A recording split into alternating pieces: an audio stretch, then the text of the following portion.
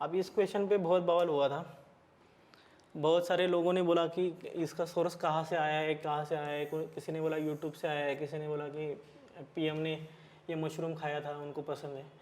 तो with reference to the gucchi sometimes mention in the news consider the following statement. एक है it is fungus, दूसरा है it grows in some Himalayan forest areas. यहाँ पे देखिए सम,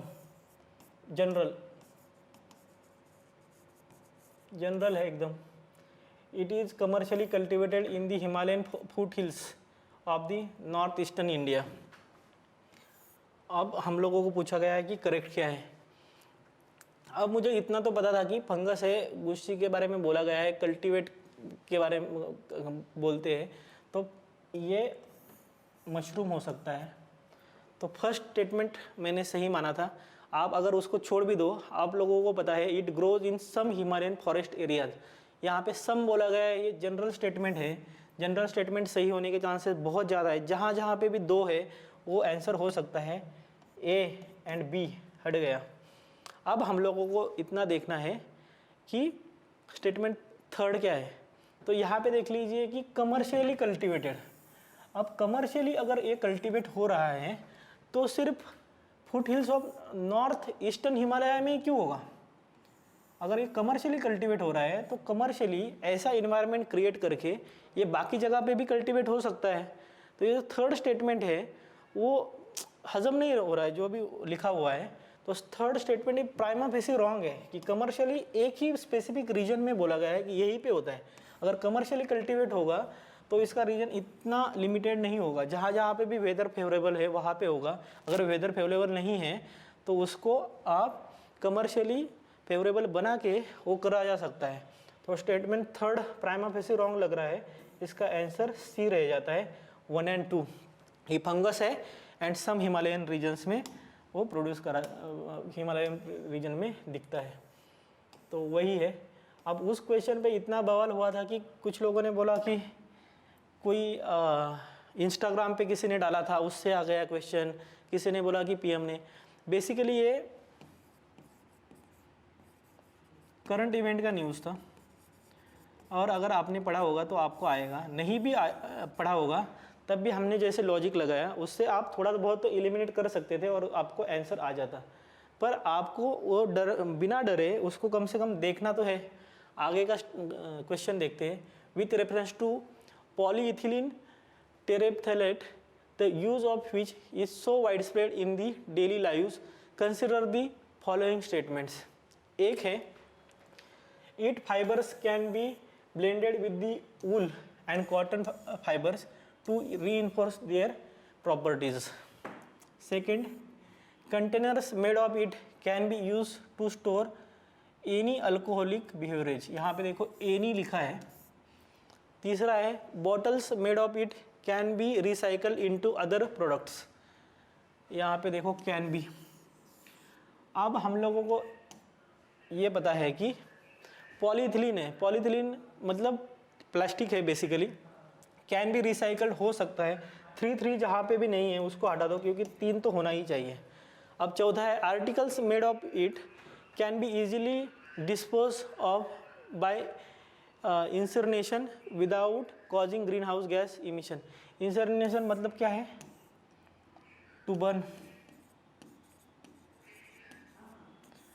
अगर you are burning plastic have the main component that is carbon, and carbon अगर जलेगा तो कार्बन डाइऑक्साइड, कार्बन मोनोऑक्साइड, ये सब कुछ प्रोडक्शन होगा, obviously greenhouse gases emit होंगे। Fourth is wrong. अगर आपको थोड़ा भी पता है तो आपको पता है कि फोर्थ इज रॉन्ग। तो now it is you know कि third is correct. It is all about first and second. Second statement is containers made of it can be use. अब यहाँ पे देखो कैन भी पूछा गया है। अब आप लोग अगर मारोगे कि ये सही होगा तो यहाँ पे प्रॉब्लमेटिक है। Can be use to store any alcoholic beverage. अगर एनी होगा तो हम लोग देखते हैं कि दो चीज़ों में अल्कोहल जनरली स्टोर करा जाता है, प्लास्टिक एंड ग्लास। अगर इन दोनों में देखा जाए तो हम लोगों को पता है कि plastic is cheaper than glass, then why they are using glass. तो आपका अगर कॉमन सेंस आप लगाओगे तो आपको यह समझेगा कि सभी बेवरेजेस, अल्कोहलिक बेवरेजेस इस प्लास्टिक की बोतल में जब पॉलीइथिलीन टेरेप्थलेट में स्टोर करना इज़ नॉट पॉसिबल। तो एनी जो बोला गया है which covers very large area, और इससे this second statement becomes wrong. Answer is a 1 and 3. Now there is debate going on which is the correct answer, but as far as I am concerned, I think the first statement is correct, not second one. So there is a debate कि if answer A or answer D is correct. So I think answer A is correct. We have to wait till the UPSC give its official answer key, then only we will know कि what is correct answer according to the UPSC. ठीक है. Next question. Which of the following is not a bird? We have actually covered this question in our first lecture, so I will not give more time to it. We know the golden mahashir is a fish. Now your duty is कि you should remember these three names. These are birds. UPSC can ask about these three birds or one of the bird among these in the next years. So you have to remember it. Why I had discussed this question? Because in 2019 UPSC had asked this question, which is correct, and there we know कि this golden mahashir they had given, and it is a fish. If you have seen this question, you can easily attempt this question and give the answer. Next, which of the following are nitrogen fixing plants? Now if you don't know anything about it, you should have the basic idea that pulses have the nodules which actually fix the nitrogen, and it is basic NCERT information. Chickpea is a pulse. So let's see 3, and C and D gets eliminated. The answer should be from A and B. Now see, spinach. Spinach is green leafy vegetable. वो nitrogen fixation करने के chances are very less. तो हम लोगों को ये तो पता है कि एक तो करेगा क्योंकि both contain 1, 3 we know, and 5 and 6. तो we know spinach is a green leafy vegetable. Chances of it not fixing nitrogen are more. तो you remain with the only one answer, which is A, 1, 3 and 4, clover, chickpea and alfalfa. अगर आपको नहीं भी पता होगा तो भी you could have gone with this 50-50, and your probability after attempting 50-50 questions, if you attempt 10 questions, you will be around 6.67 marks positive after you attempt 10 questions, such questions. So please attempt these questions, apply some knowledge. In this case, this was the NCERT information. ठीक है, so this was the NCERT information, and you could get the answer, at least half of it. ठीक है. Next, Biorock technology is talked about in which one of the following situations? अब see the word Biorock technology, restoration of the damaged coral reefs. Second thing is corals is hot UPSC topic. They have asked question on it. Development of building material using the plant residues. ठीक है. Identification of areas for exploration extraction of the shale gas and providing salt licks for the wild animals in the forest protected areas. So the most obvious and closer to syllabus option is A, restoration of damaged coral reefs, which actually is covered in your textbook, but if you don't know then also you can apply the logic. This development of building materials using the plant residues, उसको Biorock बोलने के chances are very less, उसको wooden building बोलेंगे. Why they will be called Biorock? तो we will be wrong. Providing salt licks for the wild animals, तो उसको mineral rock बोल सकते हैं. बायोरॉक suggest कि there will be some biological activity on these and the restoration of damaged coral reefs, यहाँ पे ये ज़्यादा सूट होता है. तो आंसर इज A, तो restoration of damaged coral reefs. तो we had actually talked about it कि see the syllabus carefully and analyze which are the favorite topic of UPSC on which UPSC ask frequently questions. So this, look at this question. Miyawaki method is well known for, ये current event का ये है, हैदराबाद में ये model adopt करा था. अगर जिसको नहीं भी पता होता तब भी हम लोग इसको देखते हैं. Miyawaki is a Japanese term, देख के ही पता चल जाता है. If it is a Japanese term, promotion of commercial farming in arid and semi arid areas. अब जापान में कहाँ पे आ गया semi arid and arid areas? तो इसको पहले काट मार दो. सेकेंड देख लो, development of gardens using genetically modified flora. अब this foreign developed countries, they are very particular about the health of the human and environment, so they will not generally approve of this genetically modified flora. So this B statement is also not correct prima facie. C, creation of mini forest in urban areas. Now Japan have two things, space crunch, ठीक है, and they will be fascinated for the urban area forest क्योंकि it is an urban civilization.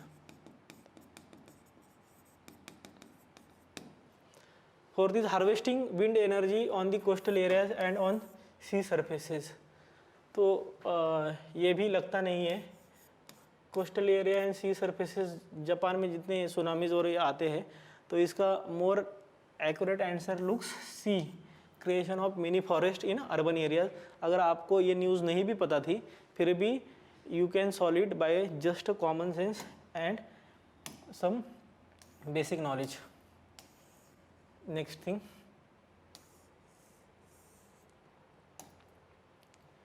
in Government of India Act 1919, the functions of provincial government were divided into reserve and the transfer subjects.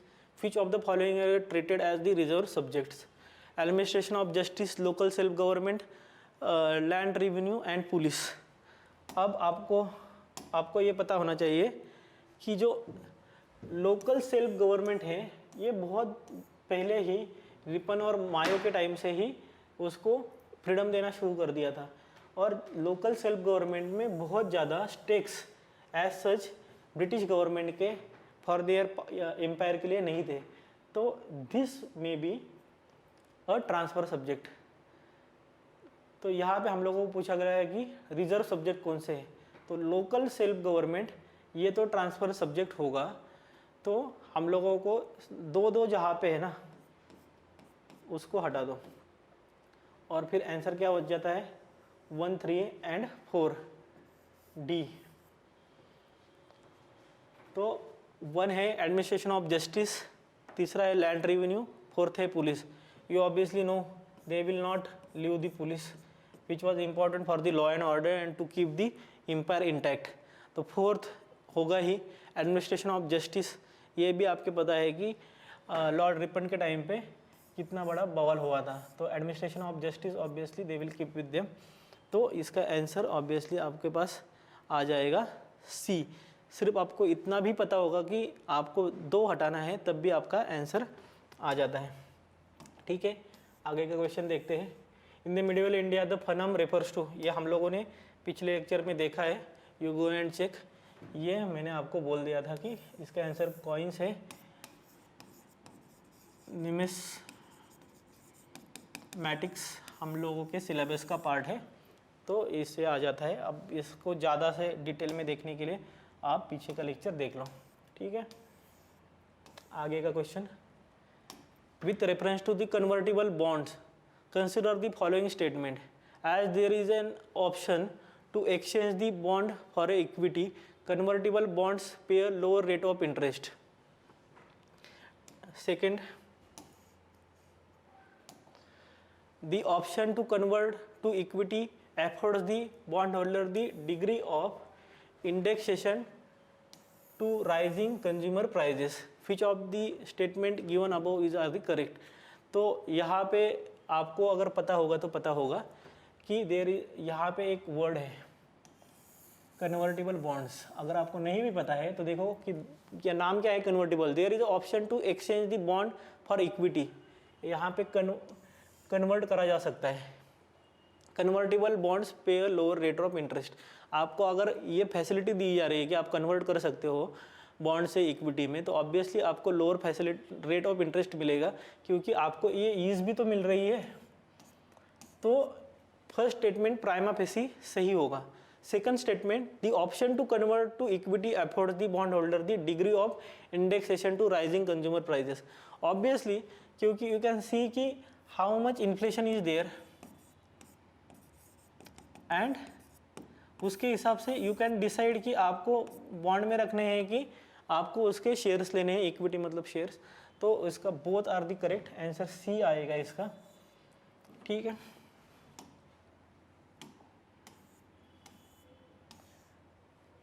Next question, in India which one of the following compiles the information on the industrial dispute closures, entrenchments and layoffs in factories employing workers। यहाँ पे देखो workers है, central statistic office.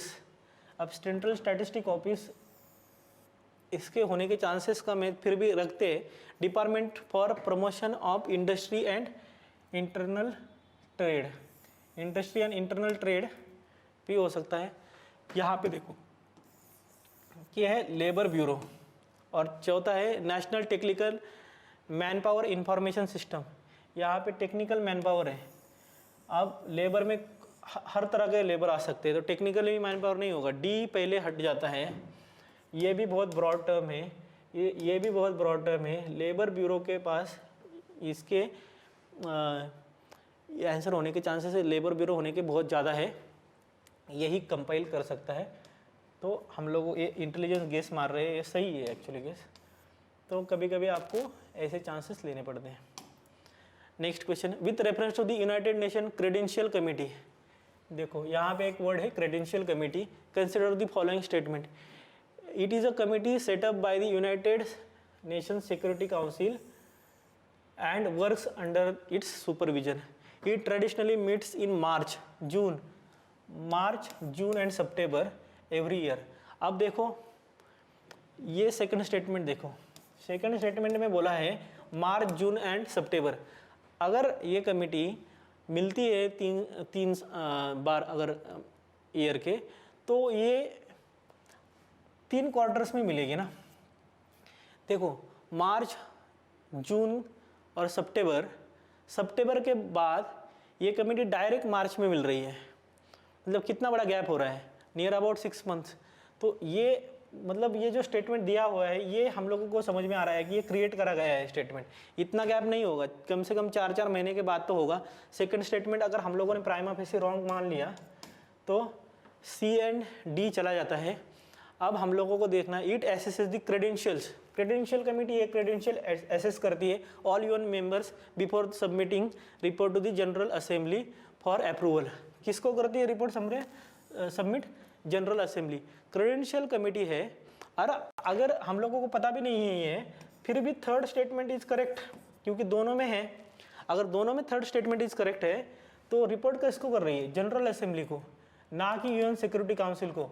First statement is wrong because यहाँ पे हम लोगों को UPSC ने चिल्ला के बोला है जनरल असेंबली को कर रही है रिपोर्ट सबमिट। तो अगर जनरल असेंबली को कर रही है तो ये कमेटी किसकी होगी? United Nation General assembly. First statement is wrong, तो हम लोगों का आंसर आ जाता है ए, 3 ओनली। तो देखो ऐसा आप यहाँ पे आपको यही पे आंसर देख के रखा है कि ये जनरल असेंबली की कमेटी है। ठीक है, आगे देख लें।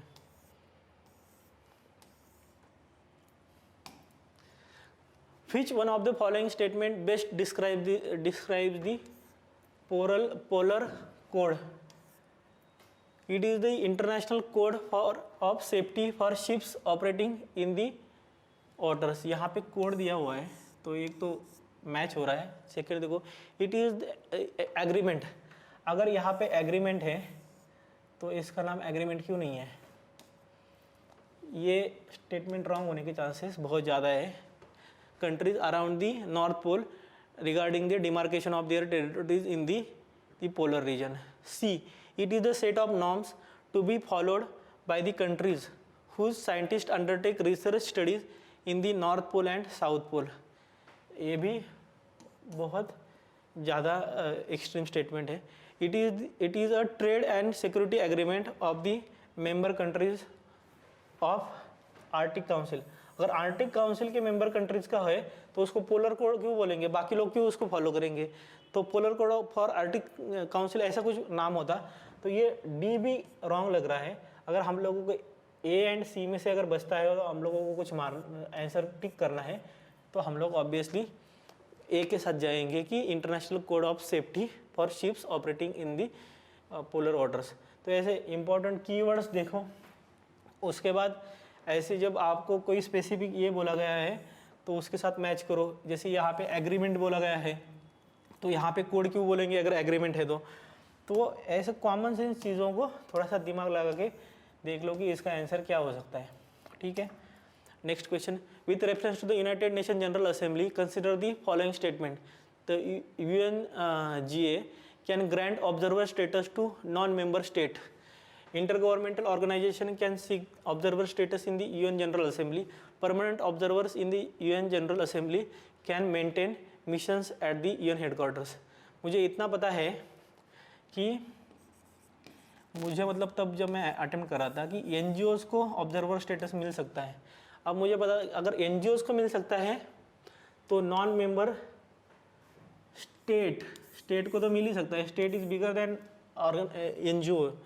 Intergovernmental organization can seek observer status in the UN General Assembly. Obviously आपको पता है तो जैसे कि यूरो है या एशियन है तो ऐसे इंटरगवर्नमेंटल ऑर्गेनाइजेशन को मिल ही सकता है।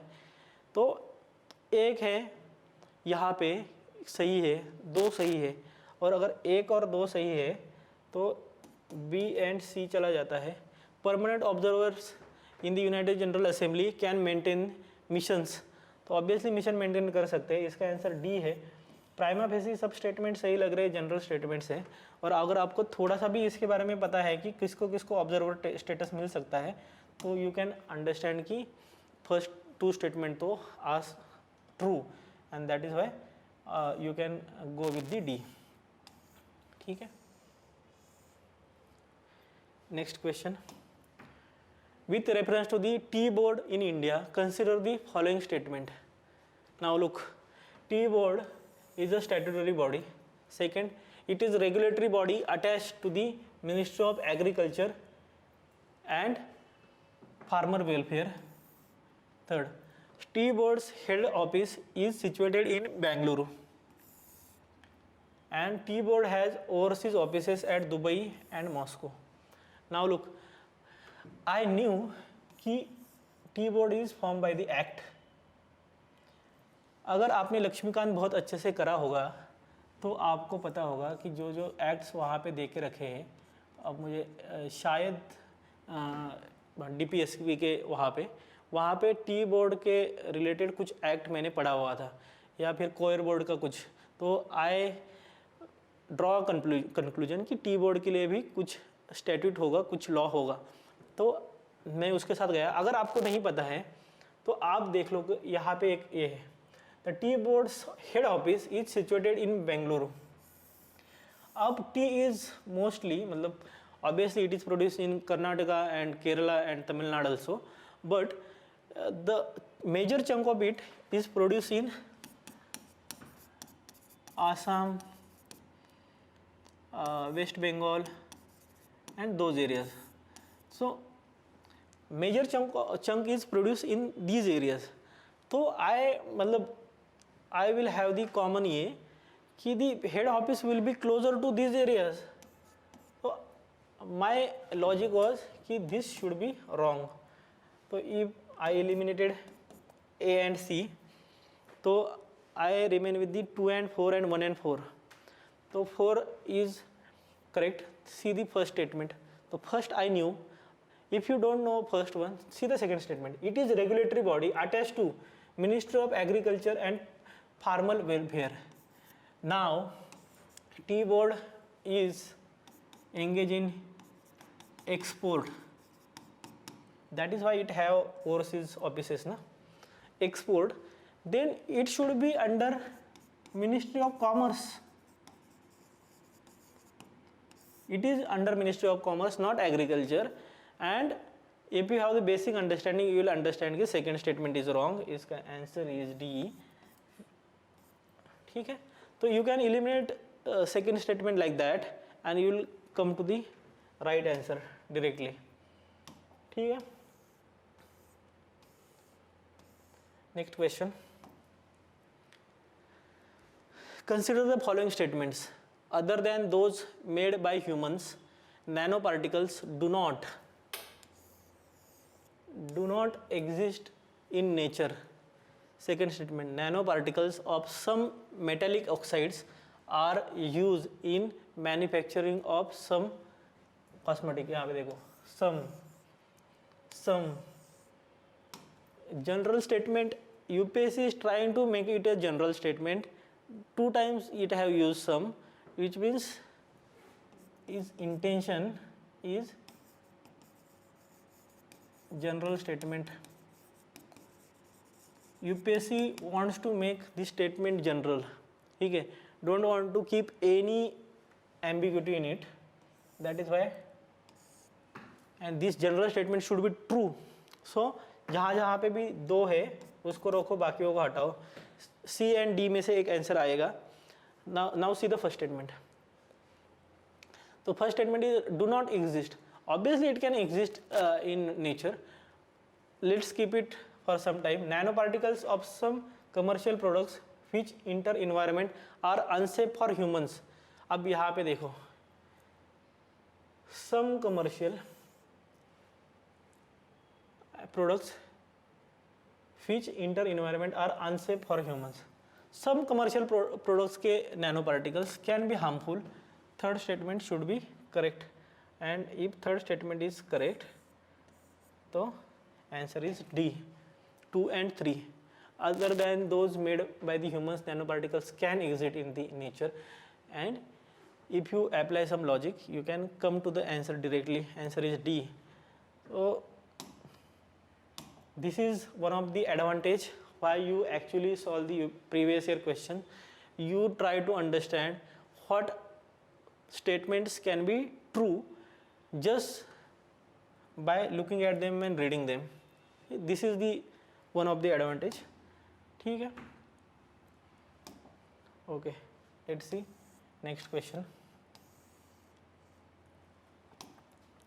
Consider the following statement.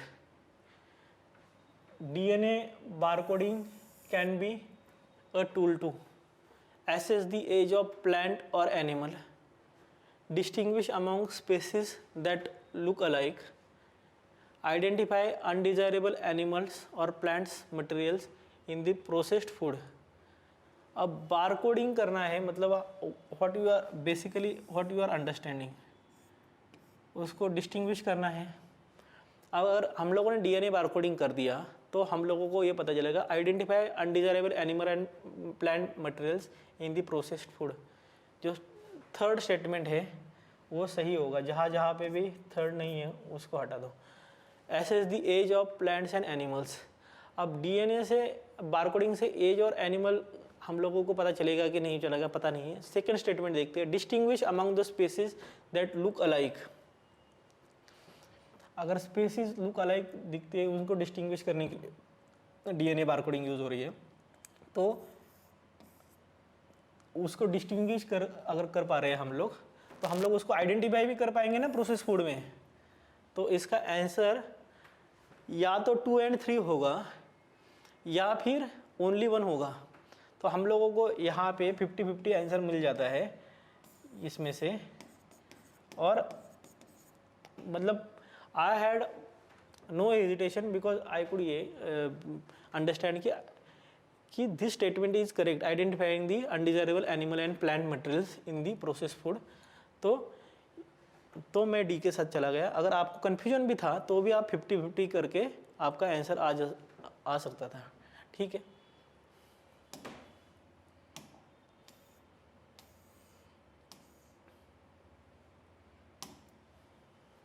Consider the following: carbon monoxide, nitrogen oxide, ozone, sulfur dioxide, excess of which of the above in the environment is are causes of the acid rain.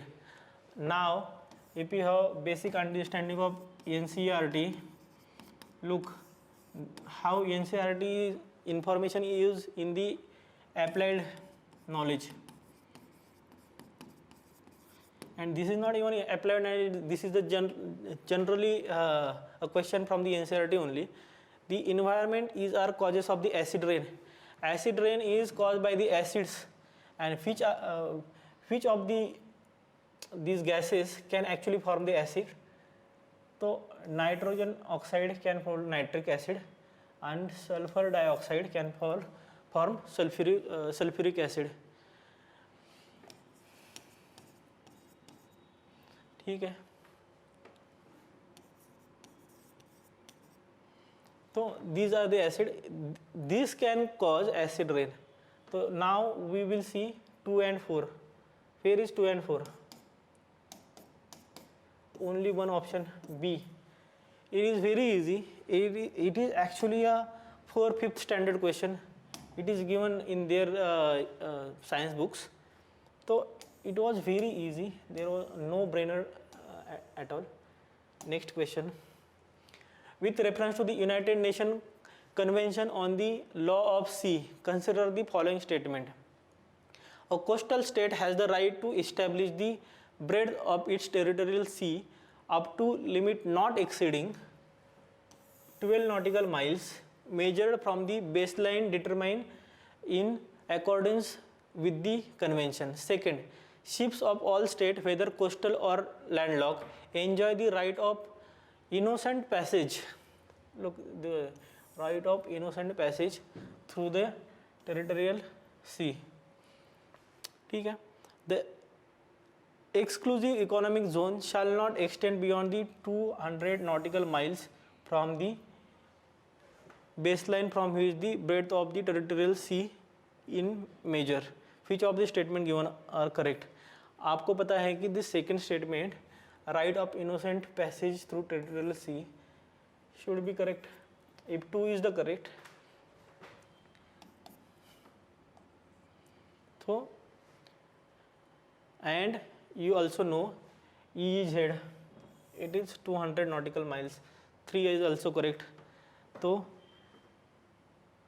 2 and 3 तो answer, and this you also know कि 12 nautical miles is actually territorial sea. ठीक है, the answer is D. Whoever have the basic idea of it can actually solve it. It is no brainer, actually directly from your core subject knowledge. ठीक है, next question: which one of the following statement best reflects the issue with Senkaku Islands sometime mentioned in the news? now this South China Sea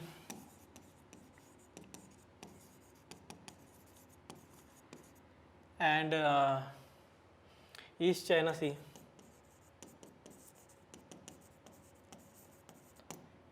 is so much in news. You obviously know the answer. You may have read it in newspaper also. So the answer is China and Japan engage in the maritime dispute over these islands in the East China Sea. Sometime mentioned in the news. First, it is generally believed that they are artificial islands made by a country around the South China Sea. A permanent American military base has been set up there to help Taiwan to increase its defense capabilities.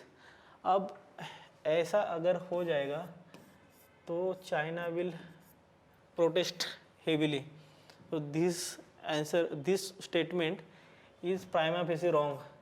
Though International Court of Justice declare them as no man's land, some Southeast Asian countries claim them. तो not only South Asian countries अगर claim करेंगे तो China will also claim it. So the if you don't have any idea, still you can go with the 50-50. Answer is B, obviously. Basically, it is not that difficult. It is in news. You obviously know that the South China Sea and East China Sea, that region is actually in news. You obviously should go and see the map. Now also you can do the map because it is also in news right now. So they can ask question again. With reference to Indian laws about wildlife protection, consider the following statement. The wild animals are sole property of the government. Second, when a wild animal is declared protected, such animals is entitled for equal protection whether it is found in protected areas or outside. This second statement is prima facie true. कहीं पे भी हो उसको protection मिलेगा. अगर true is prima facie true तो वो जहाँ जहाँ पे भी नहीं उसको हटा दो. Answer obviously C and D में से नहीं होगा. आंसर ऑब्वियसली इसका ए एंड बी में से होगा. Now second statement is true. The first statement wild animals are the sole property of the government. Obviously ये गवर्नमेंट की प्रॉपर्टी मानी जाएगी क्योंकि गवर्नमेंट उसके लिए पनिश करता है and they have the provisions. तो these provisions are in the wildlife protection act. तो इसका आंसर इज ए. अगर आपको नहीं भी पता होता तो कंफ्यूजन भी हो जाता तो ए एंड बी में से you have to choose one answer which is 50-50 and you should attempt the question where you could eliminate two options and arrive at the 50-50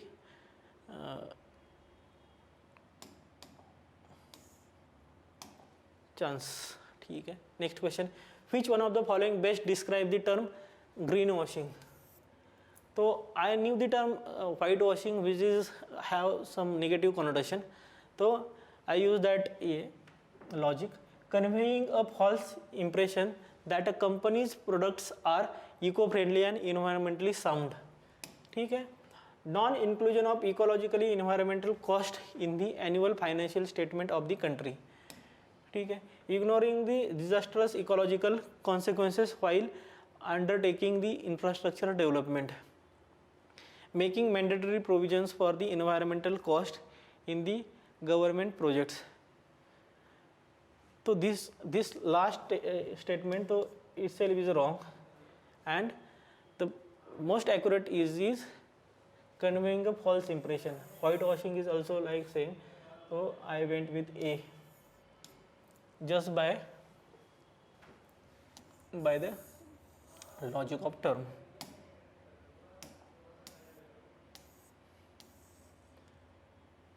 Look at this question.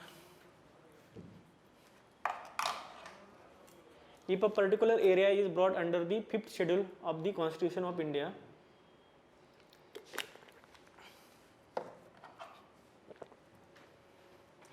which one of the following statements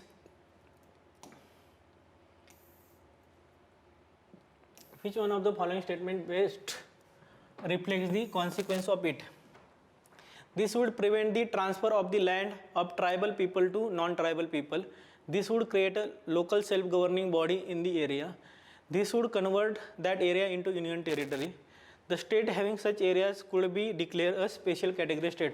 आपको अगर पता है कि ऐसे near about 10 states है, तो यहाँ पे यूनियन टेरिटरी तो नहीं तैयार करी जाती. C is wrong.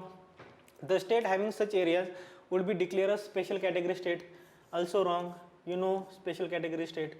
So you have now eliminated 50%. Your answer should be from A and B. This would create a local self-governing body in that area. Not necessary. This would prevent the transfer of land of tribal people to non-tribal people. This actually looks more accurate. A is the answer. अब हम लोग यहाँ पे देखेंगे कि कौन से state है जहाँ पे ये 5th शेड्यूल एरियाज़ है. तो ये देखो, ऐसे जे निकालना है.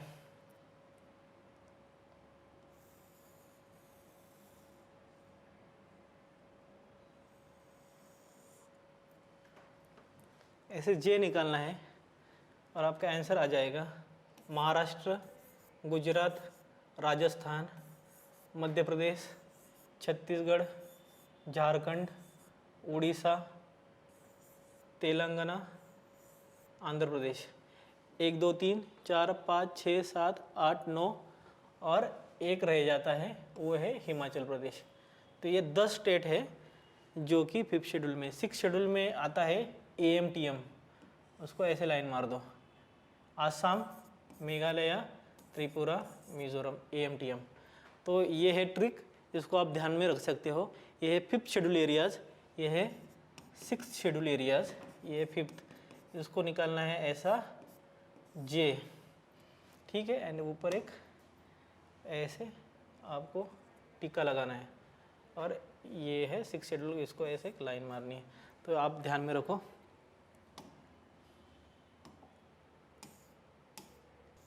Next question.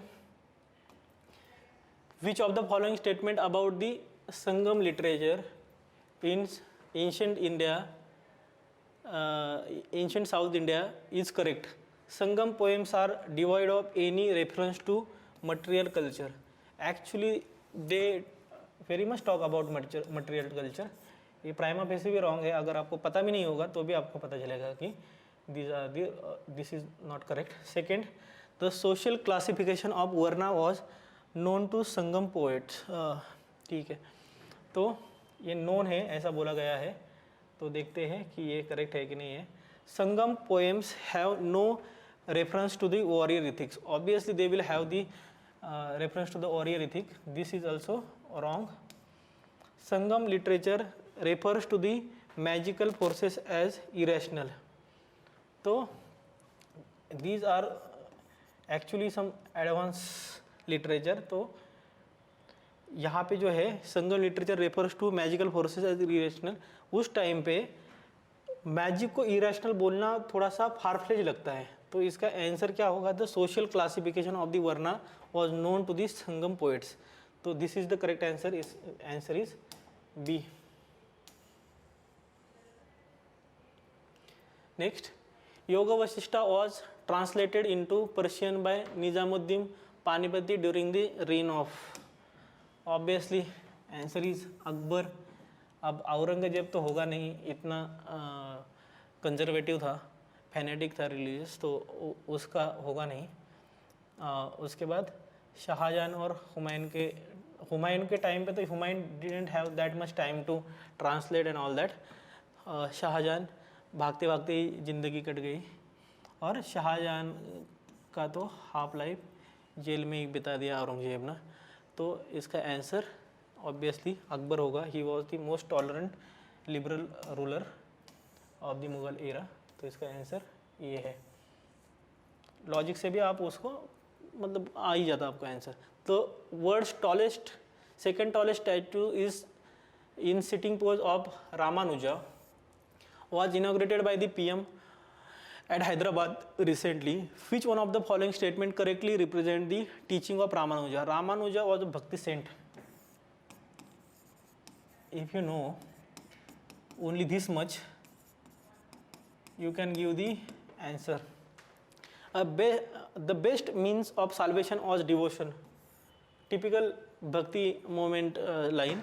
Vedas are eternal, self-existent and wholly authoritative. Bhakti saints are not much fond of these Vedas. They generally speak in local dialect, vernacular languages. Vedas are basically in Sanskrit language. So he saying this statement is little far-fetched.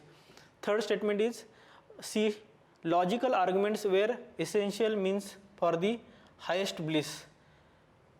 So this is also not true.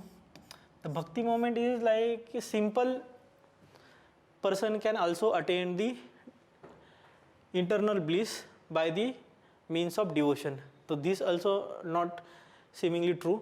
And the fourth is, salvation was to be obtained through the meditation. So this is also not kirtan and all that other various means, songs, devotional music. So all of those, and not only meditation. So the answer is A. If you know just only that ki Ramanuja was a Bhakti saint, so you can actually go to the and choose the correct answer. Next statement. The Prime Minister recently inaugurated new circuit house near the Somnath temple at Varaval. Which of the following statements are correct regarding the Somnath temple? Somnath temple is one of the Jyotirlinga shrine. One is correct, B is wrong. The description of Somnath temple was given by Al-Baruni. Obviously Al-Baruni will give because he saw the plunder. ठीक है, तो second statement is also correct. तो जहाँ जहाँ पे भी second नहीं है उसको हटा दो. A and D, you have to choose between A and D. प्राण प्रतिष्ठा of Somnath temple, installation of the present day temple was done by the president S. Radhakrishnan, not S. Radhakrishnan, but Rajendra Prasad ji. So this third statement is wrong. Answer is A. Also, Muhammad Ghazni attacked Somnath temple. It is said 17 times, and he plundered. So that was described by the Al-Baruni. Al-Baruni couple of times even accompanied him.